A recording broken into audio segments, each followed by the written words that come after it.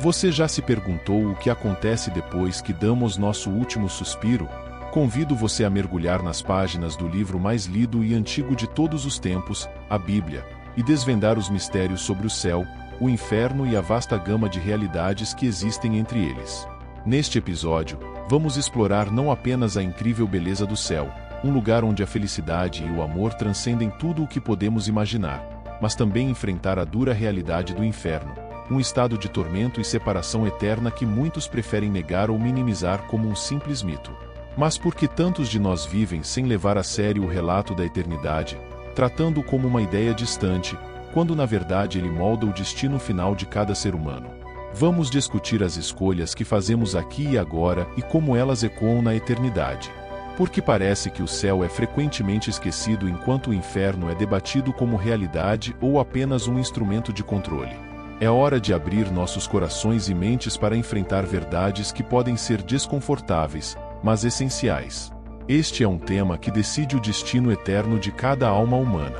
Se você está pronto para ir além do superficial e disposto a encarar perguntas que muitos evitam, então fique até o final e descubra respostas que podem transformar sua compreensão da vida, do amor e da direção da eternidade.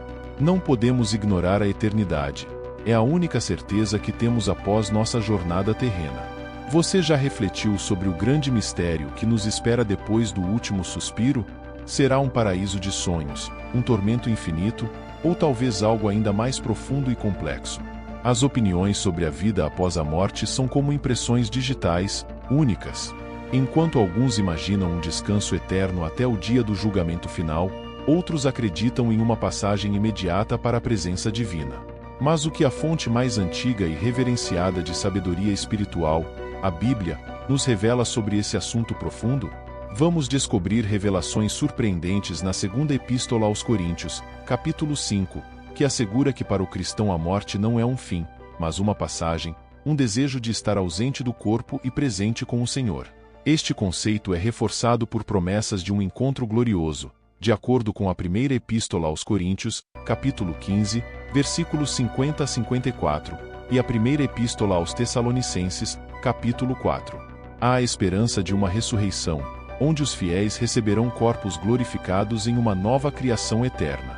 Agora, visualize esta esperança de um novo céu e uma nova terra prometida em Apocalipse 21, um lugar onde o próprio Deus enxugará cada lágrima dos nossos olhos e onde a morte, o luto, as lágrimas e a dor não existirão mais. Este é o desfecho que todos desejamos, mas o que acontece imediatamente após a morte? A Bíblia nos diz que seremos recebidos por anjos que nos levarão ao céu, uma entrada garantida e perfeita para o paraíso, segundo a promessa divina. A história bíblica do homem rico e do pobre chamado Lázaro, em Lucas 16, ilustra isso. Após a morte, Lázaro encontra conforto ao lado de Abraão, enquanto o rico sofre em tormento. Esta narrativa, longe de ser uma simples alegoria, esclarece o destino da alma após a morte, revelando que os anjos desempenham um papel crucial como mensageiros divinos nesta jornada para a eternidade. Diante dessas revelações, a pergunta permanece: qual será o seu destino após o último suspiro? Segundo os ensinamentos da Palavra de Deus, a promessa é de uma recepção celestial pelos anjos, preparando-nos para a experiência mais sublime de amor e paz eterna. Não se trata apenas de uma narrativa de esperança. É um convite para refletir sobre a eternidade e o impacto de nossas escolhas terrenas na jornada além desta vida. Você está pronto para este destino final? A discussão sobre o que nos espera após a morte é vasta e variada, especialmente quando mergulhamos nas profundezas das Escrituras Sagradas. A Bíblia oferece perspectivas fascinantes, embora, como em todos os assuntos espirituais, as interpretações variem. Então, qual é a sua visão da vida após a morte?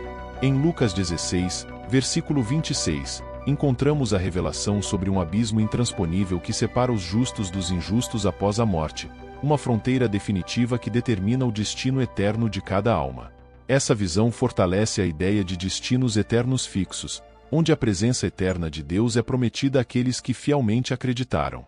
A Bíblia não fala sobre purgatório ou reencarnação, apresentando uma perspectiva de que, diretamente após a morte, os fiéis estarão ausentes do corpo e presentes com o Senhor, excluindo a possibilidade de estágios intermediários. A Bíblia nos lembra diariamente que estamos cada vez mais próximos do nosso verdadeiro lar na presença divina.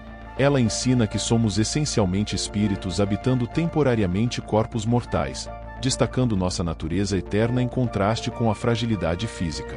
Hebreus 9, versículo 27, nos lembra da inevitabilidade da morte e do subsequente julgamento, colocando em nossas mãos a decisão que define nosso destino eterno.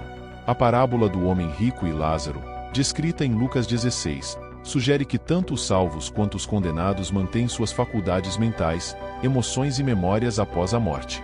Longe de ser um estado de inconsciência, a eternidade é descrita como um estado de plena consciência, onde a personalidade de cada um, ligada à alma e não ao corpo, persiste além da morte.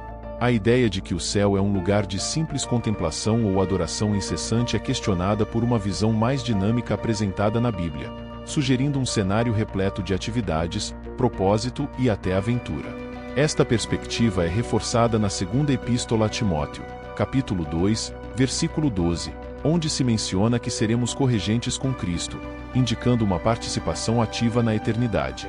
Para o apóstolo Paulo, viver é uma oportunidade de servir a Cristo, e a morte é vista como um ganho, uma passagem para estar na presença divina. A visão de Paulo do céu não era apenas uma expectativa, mas um desejo ardente, baseado na convicção expressa em Romanos 8, versículo 18, de que os sofrimentos do tempo presente não são comparáveis à glória futura que será revelada em nós. Sobre encontrar seres queridos na vida após a morte, a Bíblia, embora não forneça detalhes explícitos, sugere que nossa capacidade de reconhecer e interagir com outros será ampliada, e não reduzida, no céu. Isso implica que os relacionamentos pessoais e o amor compartilhado entre aqueles que se conhecem transcenderão a morte, enriquecendo a experiência celestial. Nossa existência atual é uma preparação para a eternidade. Explorando 3 questões comuns sobre o céu, mergulhamos em uma análise de crenças profundas sobre os desafios e soluções apresentadas pelos escritos sagrados. Sou bom o suficiente para o céu? Muitos se perguntam se suas boas ações seriam suficientes para garantir um lugar no céu. No entanto, de acordo com Romanos 3, versículo 23, a realidade é que todos falham em alcançar a perfeição, pois todos são pecadores e privados da glória de Deus. Este texto sublinha a ideia de que a entrada no céu não pode ser conquistada por mérito próprio. A indiferença ou negligência diante da existência do céu, ou a falta de interesse em buscar garantias para alcançá-lo, é outra atitude comum. Paulo, em Romanos 1, versículo 21, argumenta que essa indiferença é injustificável, dado que a prova da existência e do poder de Deus se manifesta na criação, clamando por atenção e resposta. A fé humana em Jesus como caminho em direção ao céu é destacada nas Escrituras. Na primeira carta de João, capítulo 2, Jesus é apresentado como nosso intercessor, destacando o amor que o Senhor tem pelo pecador, embora Deus se aproxime dele para redimi-lo.